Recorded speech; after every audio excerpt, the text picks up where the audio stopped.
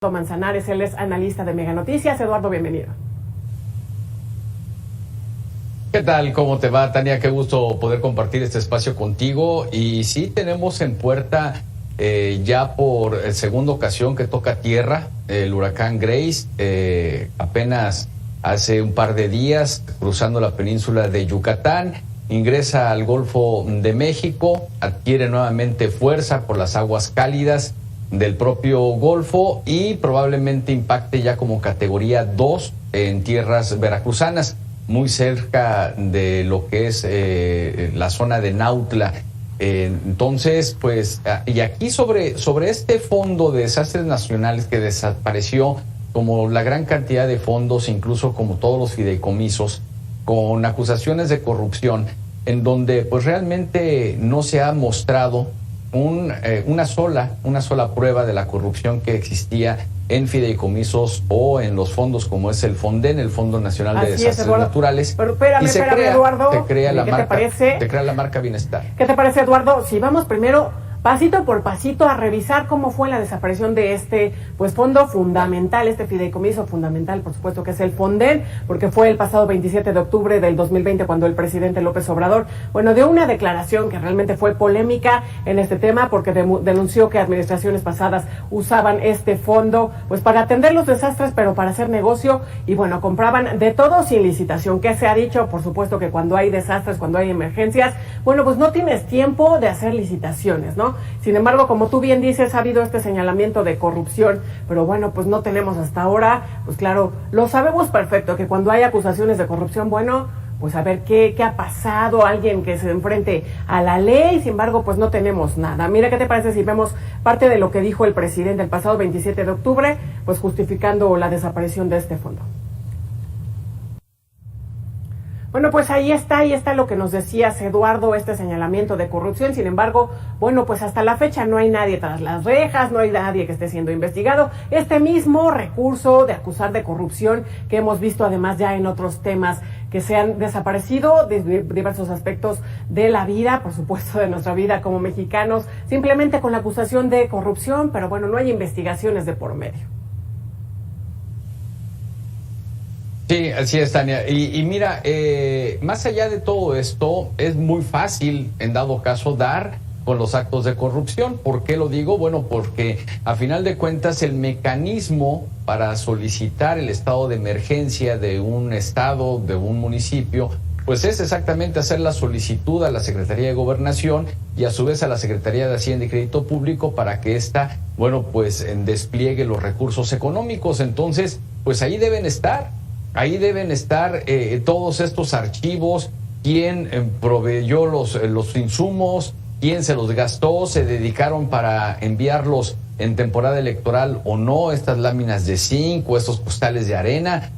Relativamente, desde mi punto de vista, es fácil dar con cualquier acto de corrupción de esta naturaleza, por lo menos en el papel. Pero no ha sido así desde octubre del año pasado y ya casi va a cumplirse un año y todavía no se nos demuestra que hubo corrupción, que fue la justificación para eliminar, entre otros tantos, el FONDEN. Si el objetivo, Tania, fuese cambiarle el nombre por este nombre rimbombante que se está ocupando ahora, ¿no?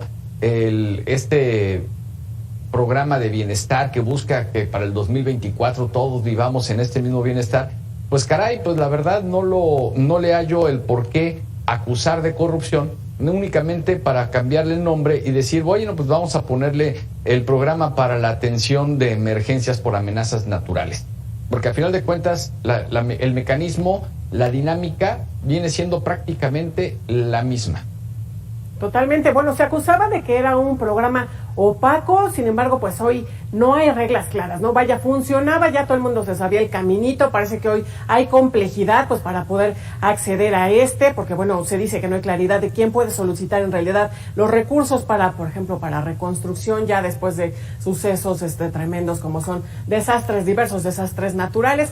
Y el gobierno federal ha definido los procedimientos para la solicitud de apoyos por parte de los estados en caso de emergencia, Eduardo, luego de que, de esta desaparición del FONDEN, señala el gobierno gobierno que va a corresponder a la Coordinación Nacional de Protección Civil responder a las solicitudes. Cuando suceda un fenómeno natural perturbador, establece, pues la entidad deberá solicitar una declaratoria de emergencia con la estimación de municipios y población afectada. La Coordinación Nacional de Protección Civil va a solicitar un dictamen de corroboración a la instancia técnica, que en caso de hallar evidencia emitirá la declaratoria con los municipios afectados. Y bueno, la Dirección General para la Gestión de Riesgos va a evaluar la solicitud de insumos y materiales presentada por la entidad y en su caso va a enviar la requisición a la Dirección de Recursos Materiales de la Secretaría de Seguridad y Protección Ciudadana. Parece pues complejo, suena ahí enredado. ¿Qué decir sobre esto? Complejo, enredado, y mira, ¿cuánto tiempo se tardaron, Tania, en darle respuesta a los habitantes de Tabasco con el desbordamiento de la presa Peñín? Todavía hay gente que no ha recibido apoyo. Y así de tardado puede ser ahora los municipios que pudiesen llegar a ser afectados y que van a ser afectados por el paso de Grace en el estado de Veracruz. Porque no se puede solicitar dentro de este programa nada, al menos que haya pasado ya el evento, y en teoría hay 72 horas o 2 días hábiles para dar respuesta a la petición. Entonces, ¿y qué es lo que se va a pedir? Aquí hay una complejidad tremenda, porque sabemos que ante el desastre natural se activa el plan DN3 de la Marina, de la Sedena, y automáticamente empiezan a fluir las cocinas móviles, el apoyo a los damnificados, las lanchas de la Secretaría de Marina, los marinos que siempre nos han apoyado y los soldados que siempre nos han apoyado en desastres naturales. Sin embargo, es todo una compleja telaraña o un esquema de procesos que desde mi punto de vista son muy confusos, y para que pueda llegar a caer el recurso va a ser muy complicado para el Estado poder recibir esos recursos, y también incluso para la Federación. Yo espero, esta es la prueba de fuego para este programa, yo espero que no suceda, porque a final de cuentas la población es la que menos culpa tiene de los cambios repentinos de un a otro programa, ¿no? Totalmente de acuerdo, como ya tú bien mencionabas, esta tremenda inundación que sufrió Tabasco ahí en los últimos meses del año pasado, fue justo después de la desaparición de los fideicomisos, entre ellos pues el Fonden, y bueno, pues justamente señalamientos tremendos de que se permitió inundar ahí en una zona justamente de Tabasco. Se comenta además que ya por allá, justo por este tema de la inundación, pues no ya estos agrados que tenía el presidente en su tierra. Hay que recordar que él nació allá en Tabasco. Bueno, pues ya no se le ve con tanto agrado al presidente después de esto, pero como bien comentas, pues complejo se dice. Además dicen los especialistas que estos cambios en lo que tiene que ver con estos apoyos en desastres naturales, bueno, pues le otorga mucho más control al presidente de la República sobre cómo manejar estos recursos, porque además cuando se desapareció, uno de los argumentos que se utilizaban, que esgrimían, era que los recursos se iban a mantener, simplemente se iban a otorgar de diferente forma. Pero mira, yo te quiero comentar lo siguiente: justo tras esta desaparición del Fonden a finales de 2020, el gasto para reconstrucción de infraestructura dañada se desplomó 44% en el primer semestre del año, según datos de la Secretaría de Hacienda. Las erogaciones por ese concepto sumaron 3.668 millones de pesos en este periodo frente al promedio de los últimos 6 años. La caída es de 63%, y bueno, no hay claridad de quién pueda solicitar recursos para la reconstrucción, y se ha convertido además en una asignatura pues más discrecional. Este mismo argumento que utilizaron, que tenía el Fonden, pues está sucediendo lo mismo. La discrecionalidad pues se mantiene. Claro, y mira, una constante en esta administración pública federal ha sido las compras y licitación, las compras directas en prácticamente todas las áreas. Y la otra característica es que todos los fondos, todo el dinero de los fideicomisos se fueron a la Contraloría, pero no hay controles. Entonces, es que si hay dinero, bueno, ¿dónde está el dinero, no? Dice el presidente de la República, es que tenemos ahorrado más de 500,000 millones de pesos. Caramba, pues ¿dónde están? ¿Y por qué entonces la caída que nos estás ahora dando a conocer, estas cifras que, bueno, pues el propio gobierno federal los da a conocer? Entonces, esto es una de las características que a mí me sorprende mucho de este gobierno, Y es cuando las cosas suceden por ocurrencia y no realmente cuando las cosas suceden porque se tienen que hacer. Mira, lo de la desaparición de fideicomisos y demás es un estudio que hizo Rocío Nale cuando era legisladora desde el año 2017-2018, si mal no recuerdo, en donde acusaba de corrupción en los fideicomisos, la propia Rocío Nale, y se lo apropió Andrés Manuel López Obrador, ese mismo estudio, para tomar la decisión de decir, hasta aquí llegamos con los fideicomisos y con los fondos.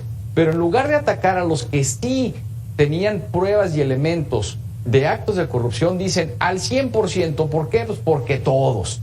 Carambas, yo no dudo que pudiese haber casos de corrupción, sobre todo en la administración de Enrique Peña Nieto, que fue la administración donde la mayor corrupción que hemos vivido en la época moderna de México se vio y se vivió. Sin embargo, no todos, y no puedes descobijar tanto a un país por una ocurrencia o por el berrinche o por el coraje de decir, pues todo va parejo. Eso es lo que a mí me llama mucho la atención y ojalá en serio, Tania, que esta administración sí tenga la cantidad de recursos que dice tener para poder enfrentar un tipo de embate de la naturaleza como este, porque si creemos que va a ser el único, estamos muy equivocados, y si el Ejecutivo cree que este va a ser el único, está muy equivocado. Apenas está empezando la temporada de huracanes realmente fuerte para la cuenca de lo que es el Atlántico, ya se está formando algo también en el Pacífico. Probablemente el mismo Grace cruce el Pacífico y se fortalezca y se vaya hacia Baja California. Entonces, es una prueba de fuego para la Administración Pública Federal actual. Totalmente, la llegada de este huracán es la prueba de fuego, como bien nos decías en un inicio. Y bueno, además, preguntabas, bien decías, ¿dónde está el dinero? Bueno, yo nada más te quiero recordar esta ampliación de los recursos para, la pensión universal de los adultos mayores. Hay que recordar que de los programas sociales que en realidad no le están llegando a quienes más lo necesitan, bueno, ahí está el dinero, ¿no? Creo yo. Ojalá me equivoque y ojalá que realmente se vea dónde están estos recursos, pues que sirven en realidad o servirían para paliar efectos pues de los huracanes. Ahí está el cambio climático, está además la amenaza de que los huracanes, sus efectos cada vez serán pues más tremendos sobre la población, sobre el patrimonio, sobre la ciudadanía. Y bueno, en este mismo sentido que ya hablábamos del tema de la corrupción, bueno, pues los gobernadores de la Alianza Federalista interpusieron, hay que recordar, una acción de inconstitucionalidad para evitar la desaparición de este fondo del Fonden, pero bueno, lamentablemente por el lado de la Suprema Corte este tema, bueno, pues no prosperó. Sin embargo, el gobernador de Jalisco, Enrique Alfaro, cuestionó que si se acusa de corrupción en el manejo del Fonden, ¿por qué no había denuncias? Vamos a ver lo que dijo.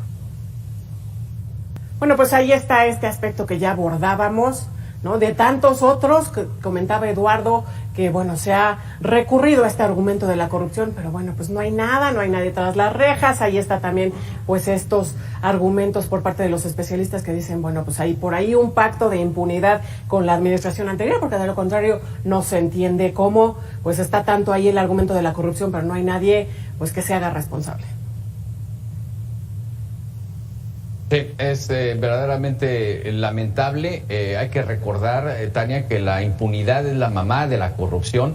Entonces, mientras sigamos viviendo la impunidad, mientras sigamos viviendo en el país del no pasa nada, el total, mira, pues yo me puedo andar paseando por todos lados y por Europa, pueden estar pidiendo firmas para que me encarcelen y miren, yo lo primero que hago es publicar una fotografía caminando en la playa, que así lo hizo Enrique Peña Nieto con la novia.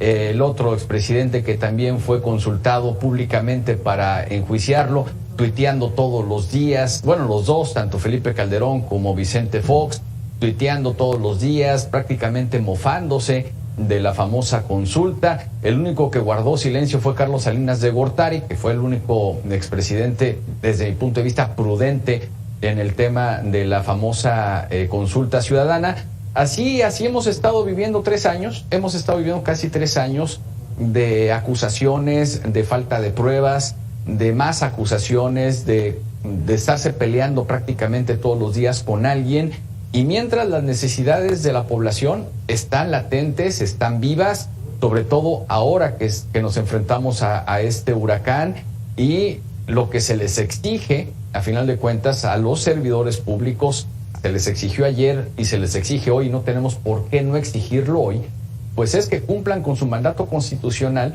y que se dejen de ocurrencias.